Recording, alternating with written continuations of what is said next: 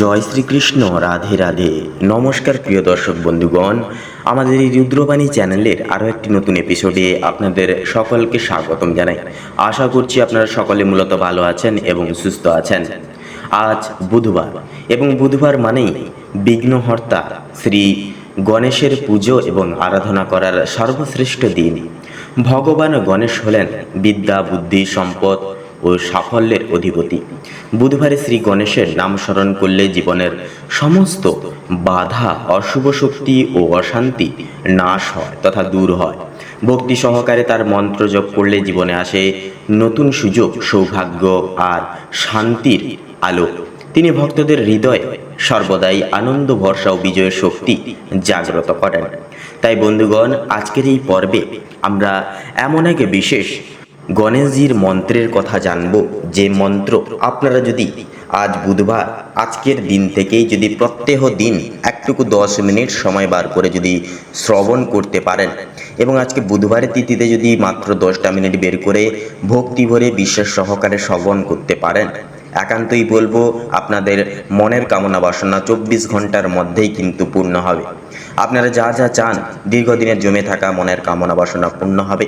সংসারের জ্বালা, সমস্যা, দুঃখ, কষ্ট, দারিদ্রতা চিরতরে চিরহারে দূর হবে। তো বন্ধুগণ, আসুন আমরা আজ বুধবারের এই পুণ্য তিথিতে, পুণ্য লগ্নে সকল সনাতনী ভাই বোনেরা মিলে একত্রে শ্রবণ করি সভক্তি ভরে শ্রী গণেশের বিশেষ দারিদ্র নাশকারী মন্ত্র। তো বন্ধুগণ, আমাদের এই রুদ্রবাণী চ্যানেলের আজকের এই পর্বটি ভালো লাগলে অবশ্যই একটি লাইক করে কমেন্টে অবশ্যই লিখে যাবেন জয় সিদ্ধিদাতা শ্রী বাবা গণেশজি জয়, অবশ্যই লিখে যাবেন। ভিডিওটি আপন বন্ধু বান্ধবদের সাথে অবশ্যই শেয়ার করবেন। পাশাপাশি অবশ্যই আমাদের এই রুদ্রবাণী চ্যানেলটিকে সাবস্ক্রাইব করে অল অপশানে সিলেক্ট করে রাখে আপনারা পাশে থাকতে ভুলবেন না। তো চলুন এবার ভগবানের নাম নিয়ে আমরা সেই মন্ত্র জপ করা তথা উপাসনা করা শুরু করি। ওম নমো ভগবতে বাসুদেবায়, জয় শ্রীকৃষ্ণ, রাধে রাধে। উমা সুতং শোক বিনাশকারণং নমামি বিঘ্নেশ্বর পাদ পঙ্কজম। উমা সুতং শোক বিনাশকারণং নমামি বিঘ্নেশ্বর পাদ পঙ্কজম। উমা সুতং শোক বিনাশকারণং নমামি বিঘ্নেশ্বর পাদ পঙ্কজম। উমা সুতং শোক বিনাশকারণং নমামি বিঘ্নেশ্বর পাদ পঙ্কজম। উমা সুতং শোক বিনাশকারণং নমামি বিঘ্নেশ্বর পাদ পঙ্কজম। উমা সুতং শোক বিনাশকারণং নমামি বিঘ্নেশ্বর পাদ পঙ্কজম। উমা সুতং শোক বিনাশকারণং নমামি বিঘ্নেশ্বর পাদ পঙ্কজম। উমা সুতং শোক বিনাশকারণং নমামি বিঘ্নেশ্বর পাদ পঙ্কজম। উমা সুতং শোক বিনাশকারণং নমামি বিঘ্নেশ্বর পাদ পঙ্কজম। উমা সুতং শোক বিনাশকারণং নমামি বিঘ্নেশ্বর পাদ পঙ্কজম। উমা সুতং শোক বিনাশকারণং নমামি বিঘ্নেশ্বর পাদ পঙ্কজম। উমা সুতং শোক বিনাশকারণং নমামি বিঘ্নেশ্বর পাদ পঙ্কজম। উমা সুতং শোক বিনাশকারণং নমামি বিঘ্নেশ্বর পাদ পঙ্কজম। উমা সুতং শোক বিনাশকারণং নমামি বিঘ্নেশ্বর पादपङ्कजम् उमासुतं शोकविनाशकारणं नमामि विघ्नेश्वर पादपङ्कजम् उमासुतं शोकविनाशकारणं नमामि विघ्नेश्वर पादपङ्कजम् उमासुतं शोकविनाशकारणं नमामि विघ्नेश्वर पादपङ्कजम् उमासुतं शोकविनाशकारणं नमामि विघ्नेश्वर पादपङ्कजम् उमासुतं शोकविनाशकारणं नमामि विघ्नेश्वर पादपङ्कजम् उमासुतं शोकविनाशकारणं नमामि विघ्नेश्वर पादपङ्कजम् उमासुतं शोकविनाशकारणं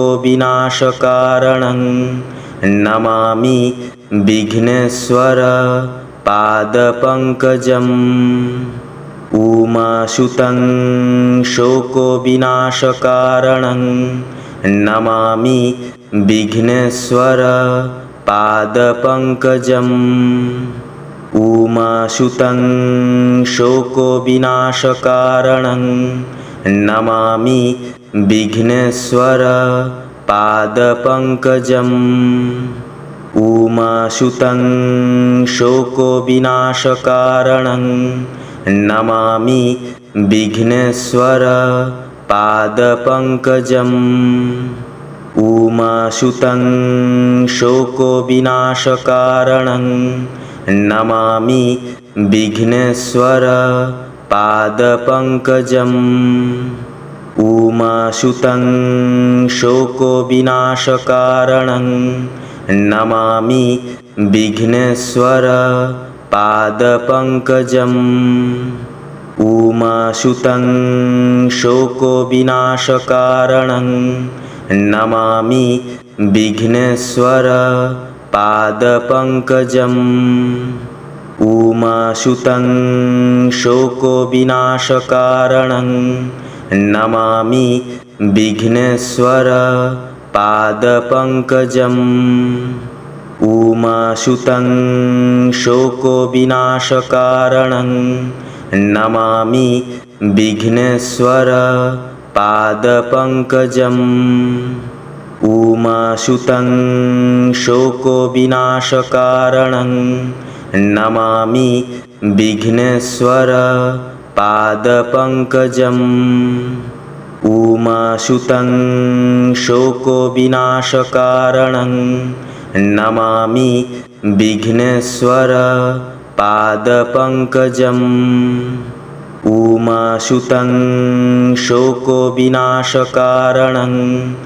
नमामि विघ्नेश्वर पादपङ्कजम् उमासुतं शोकविनाशकारणं नमामि विघ्नेश्वर पादपङ्कजम् उमासुतं शोकविनाशकारणं नमामि विघ्नेश्वर पादपङ्कजम् उमासुतं शोकविनाशकारणं नमामि विघ्नेश्वर पादपङ्कजम् उमासुतं शोकविनाशकारणं नमामि विघ्नेश्वर पादपङ्कजम् उमासुतं शोकविनाशकारणं नमामि विघ्नेश्वर पादपङ्कजम् उमासुतं शोकविनाशकारणं नमामि विघ्नेश्वर पादपङ्कजम् उमासुतं शोकविनाशकारणं नमामि विघ्नेश्वर पादपङ्कजम् उमासुतं शोकविनाशकारणं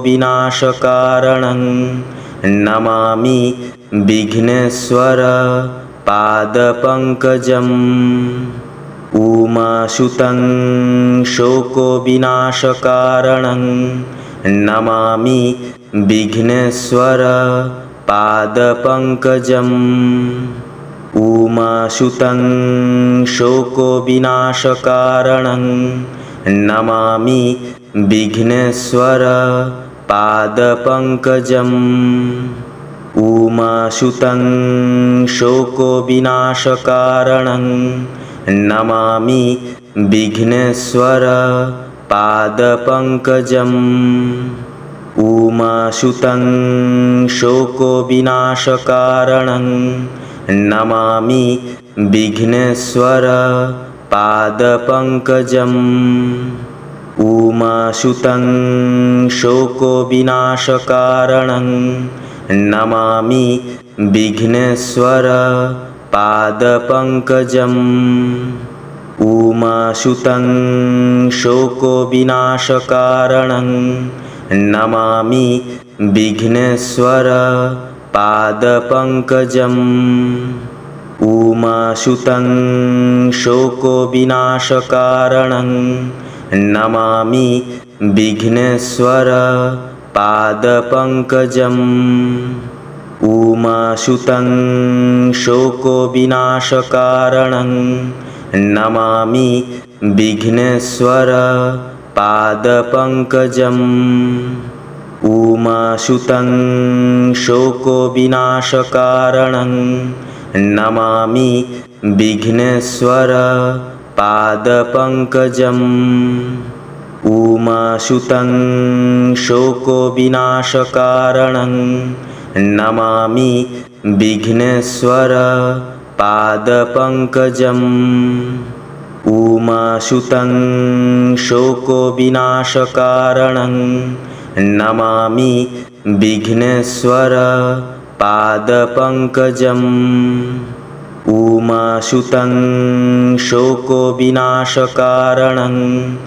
नमामि विघ्नेश्वर पादपङ्कजम् उमासुतं शोकविनाशकारणं नमामि विघ्नेश्वर पादपङ्कजम् उमासुतं शोकविनाशकारणं नमामि विघ्नेश्वर पादपङ्कजम् उमासुतं शोकविनाशकारणं नमामि विघ्नेश्वर पादपङ्कजम् उमासुतं शोकविनाशकारणं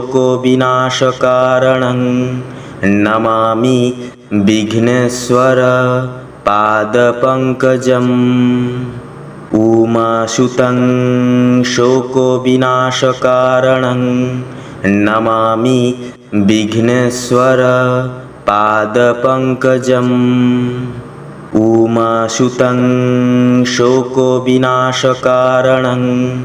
नमामि विघ्नेश्वर पादपङ्कजम् उमासुतं शोकविनाशकारणं नमामि विघ्नेश्वर पादपङ्कजम् उमासुतं शोकविनाशकारणं नमामि विघ्नेश्वर पादपङ्कजम् उमासुतं शोकविनाशकारणं नमामि विघ्नेश्वर पादपङ्कजम् उमासुतं शोकविनाशकारणं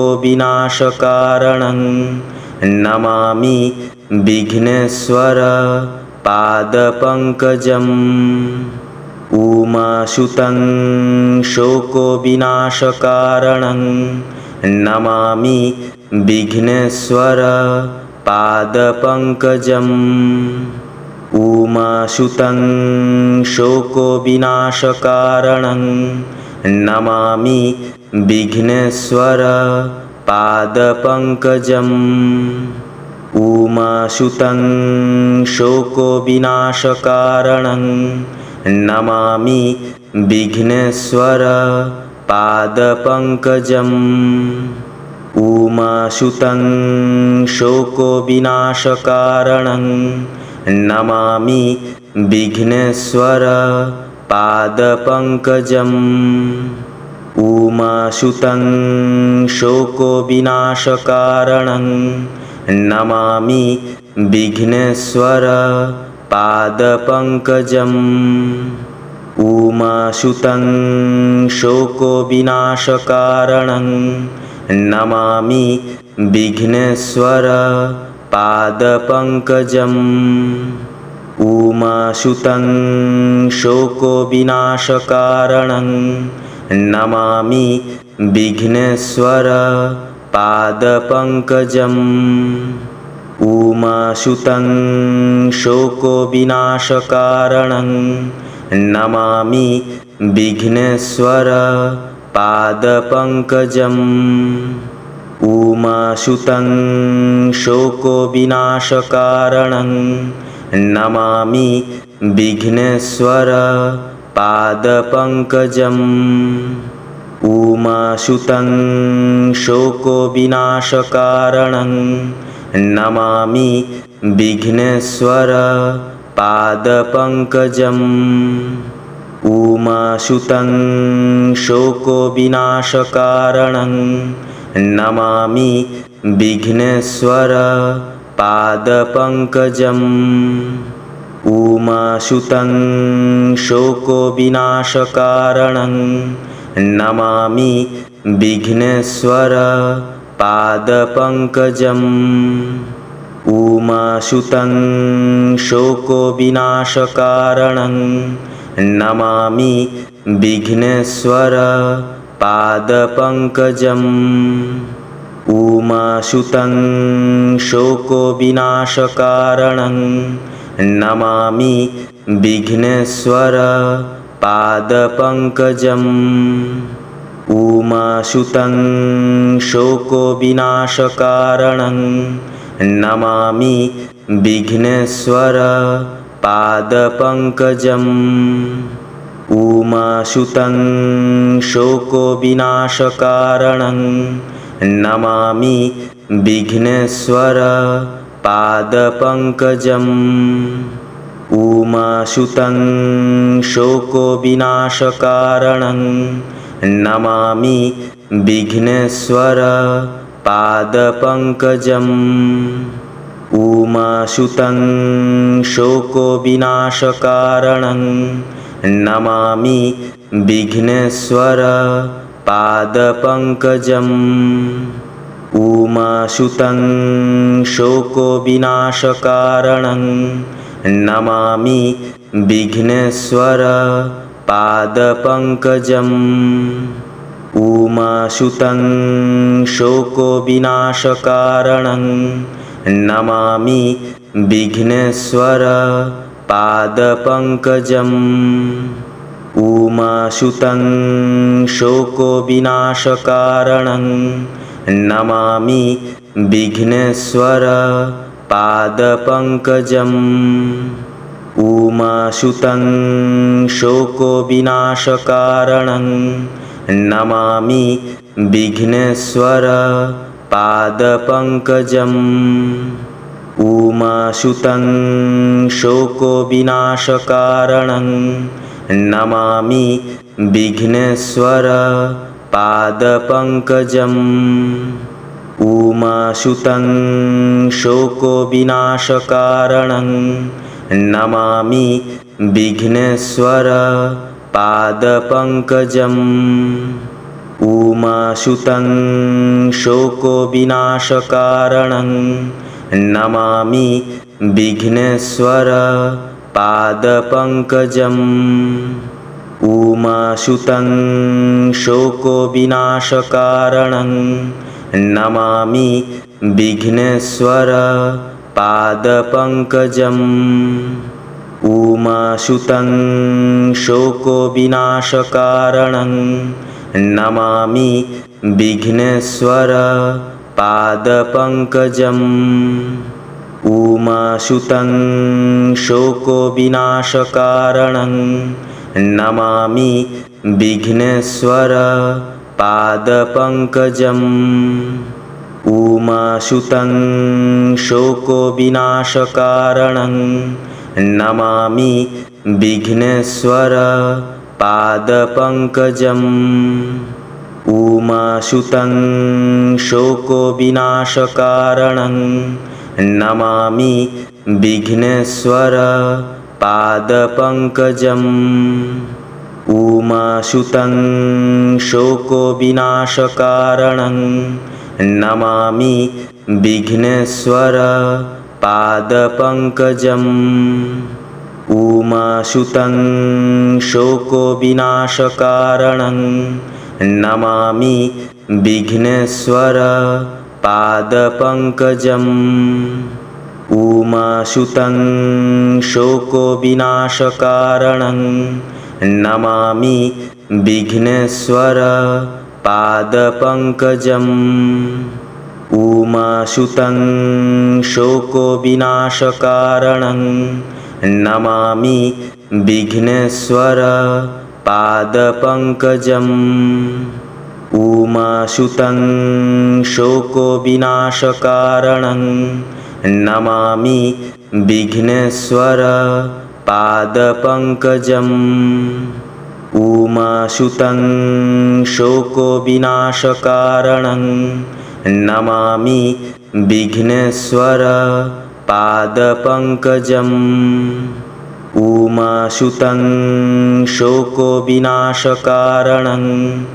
नमामि विघ्नेश्वर पादपङ्कजम् उमासुतं शोकविनाशकारणं नमामि विघ्नेश्वर पादपङ्कजम् उमासुतं शोकविनाशकारणं नमामि विघ्नेश्वर पादपङ्कजम् उमासुतं शोकविनाशकारणं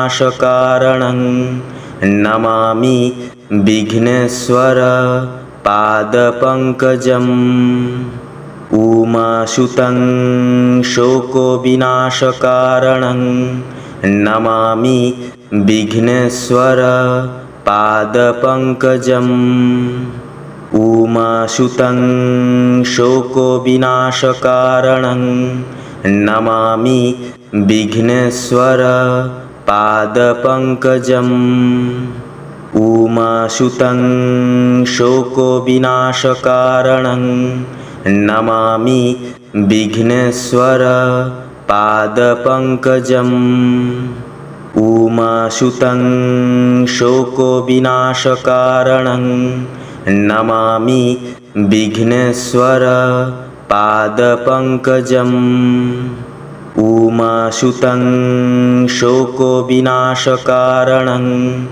नमामि विघ्नेश्वर पादपङ्कजम् उमासुतं शोकविनाशकारणं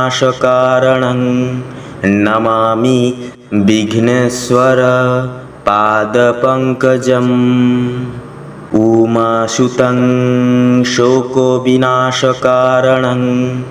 नमामि विघ्नेश्वर पादपङ्कजम् उमासुतं शोकविनाशकारणं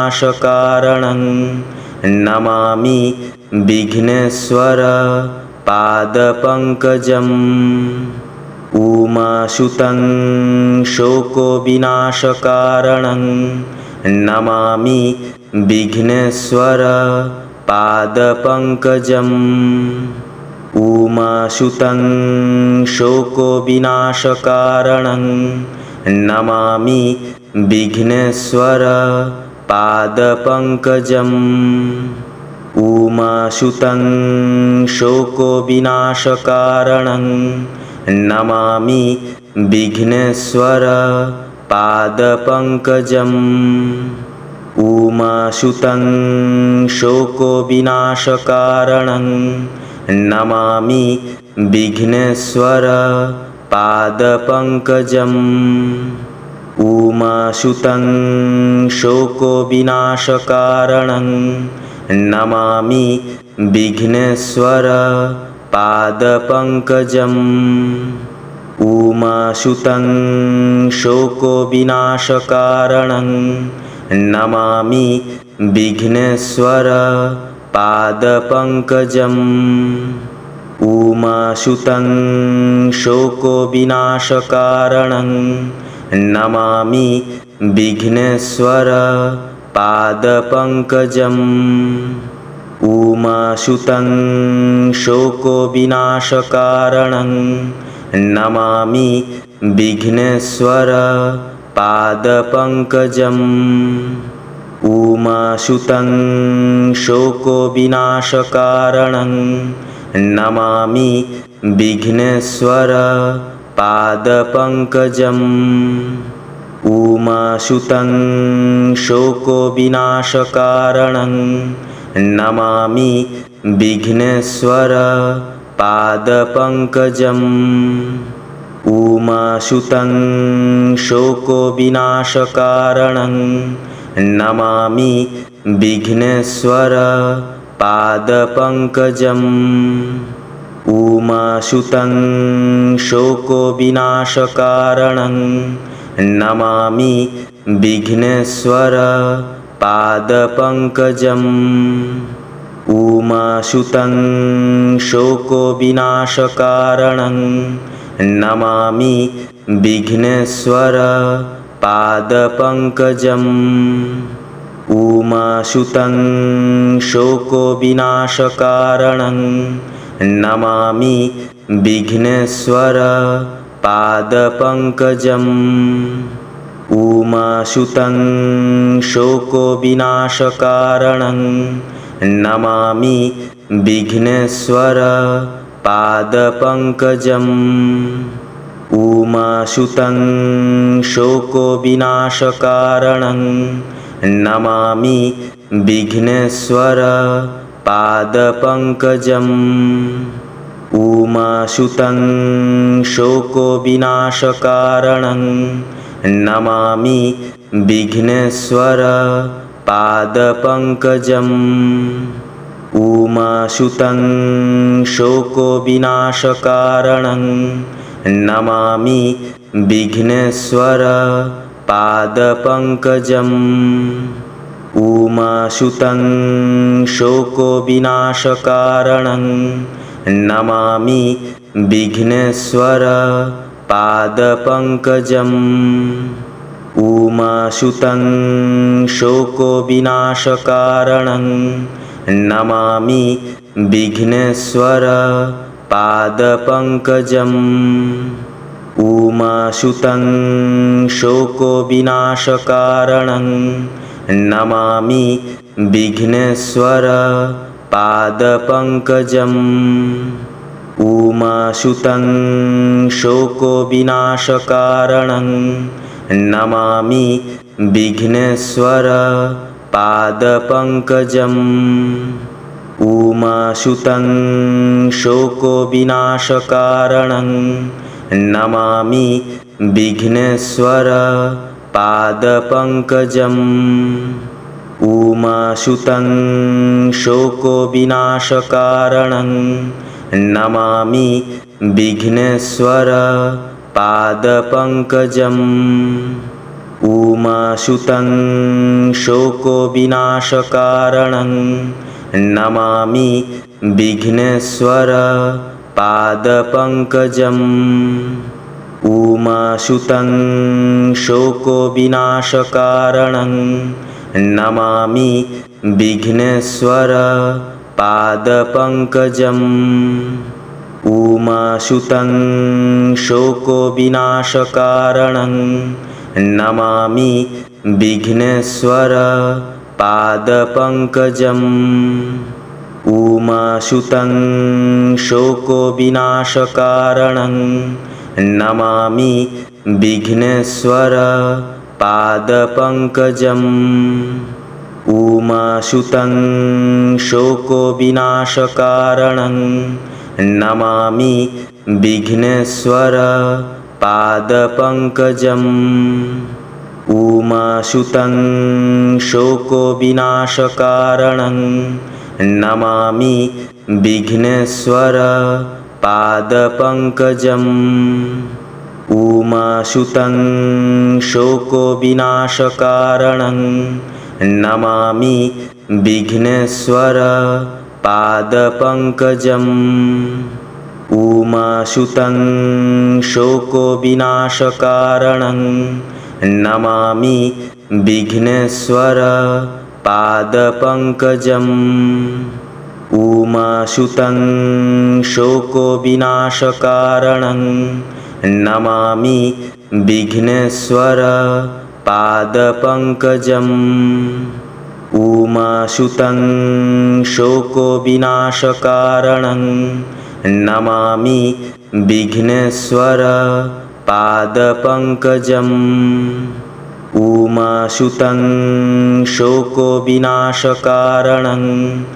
नमामि विघ्नेश्वर पादपङ्कजम् उमासुतं शोकविनाशकारणं नमामि विघ्नेश्वर पादपङ्कजम् उमासुतं शोकविनाशकारणं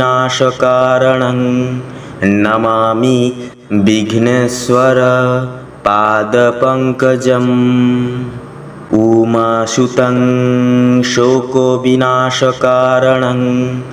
नमामि विघ्नेश्वर पादपङ्कजम् उमासुतं शोकविनाशकारणं नमामि विघ्नेश्वर पादपङ्कजम् उमासुतं शोकविनाशकारणं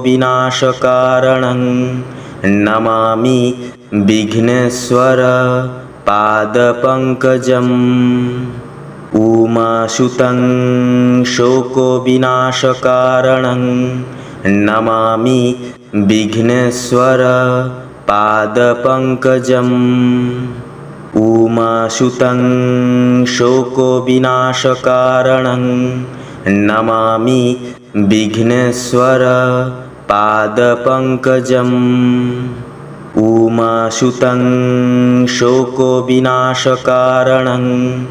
नमामि विघ्नेश्वर पादपङ्कजम् उमासुतं शोकविनाशकारणं नमामि विघ्नेश्वर पादपङ्कजम्।